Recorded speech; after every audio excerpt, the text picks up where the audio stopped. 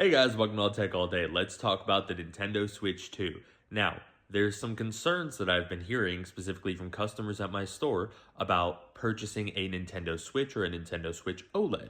And that concern is, why would I buy this console now if in a few months it's just going to be obsolete because the Nintendo Switch 2 is going to come out? Well, I have news for you guys. That's not how Nintendo works. So, if you think back, the biggest example I can give for what's happening right now is going to be the Nintendo DS generation, one of the longest lived generations of handhelds that we've had. Now, we had the original DS Fat, then we had the DSi, then we had the 3DS, and then we had the new Nintendo 3DS, right?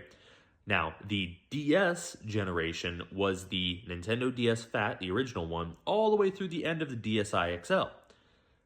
DS games for the original DS continued to be made until 2014. That was when the final game was released.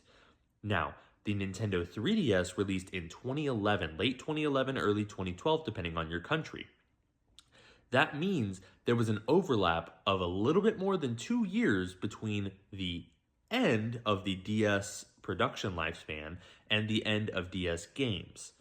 Now, the 3DS continued to have games made up until 2019. That was when the final 3DS game was released.